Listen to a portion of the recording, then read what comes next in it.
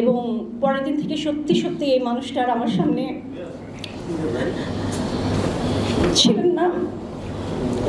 আমার husband BDR দুর্ঘটনার সময় 24 রাইফেলস ব্যাটালিয়নে কর্মরত ছিলেন। এই ঘটনার ঠিক 1 মাস আগে উনি বদলি হয়ে পিলখানায় আসেন। তার আগে আমি বায়তুলিজতে RTCNS বিডিআরতে ট্রেনিং সেন্টার স্কুল, সেখানে অ্যাডভান্স উইংয়ের ইনস্ট্রাক্টর হিসেবে কর্মরত ছিলেন। ও আসলে ফিজিক্যালি খুব ফিট ছিল, এতই বেশি ফিট ছিল যে ও যখন চেঞ্জ করে যাচ্ছিল আমি তাকে বলছিলাম যে তুমি তোমার এই মানে এত স্লিম অফিসার ছিল সে, তা আমি বললাম যে তুমি এরকম ছেলেদের বডিতে একটু মাসেল থাকে, একটু স্বাস্থ্য থাকে, তা আমি বলছিলাম যে তুমি এই কার্টুন মার্কা ফিগার নিয়ে আমার সামনে দাঁড়াবা না আর কখনো। তো আমার দিকে তাকে একটু হেসে বললো যে ঠিক আছে, কালকে থেকে তোমার সামনে আমি আর এভাবে দাঁড়াবো না।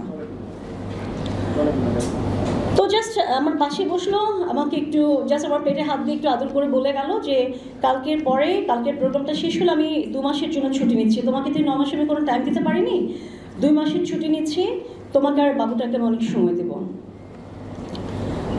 এই চলে গেল বিদায় নিয়ে, এবং পরের দিন থেকে সত্যি সত্যি এই মানুষটার আমার সামনে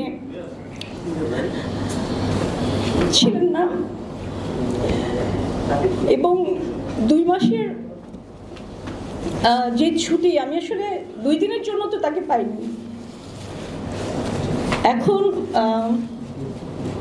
সরি, আমি আসলে কোনো জায়গায় কোনো প্রেস কনফারেন্স বা এই রিলেটেড কোনো জায়গায় আমি আসলে কিছু বলতে চাই না, কারণ আমি আসলে আমার ইমোশনটাকে ধরে রাখতে পারি না। জীবনে চলার জন্য, স্বাভাবিক থাকার জন্য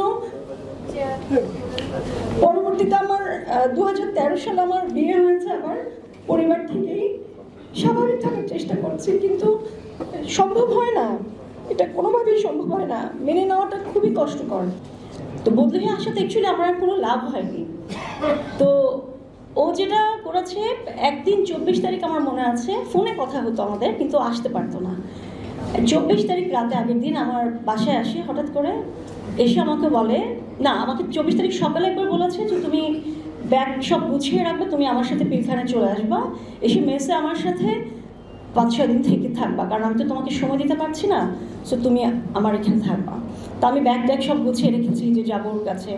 তো বিকালেও যখন আসে আমার এখানে, বিকালে এসে আমাকে পরে বললো যে গার্ল, আমার রুমে একজন সিনিয়র অফিসার চলে আসছেন অ্যাটাচমেন্টে বিডিআর সপ্তাহের জন্য, তো তোমার আর যাওয়া হচ্ছে না, আমি 25 তারিখ বিকালে তোমার জন্য গাড়ি পাঠিয়ে দেবো, তুমি চলে যেও। কারণ 25 তারিখে বিকালবেলা একটা কালচারাল নাইট ছিল, বিকাল থেকে শুরু হবে, সেই কালচারাল নাইটটা যাতে আমি দেখতে পারি, যেহেতু আমার এই 9 মাসের প্রেগনেন্সিতে আমার কোথাও তেমন যাওয়া আসা হয়নি।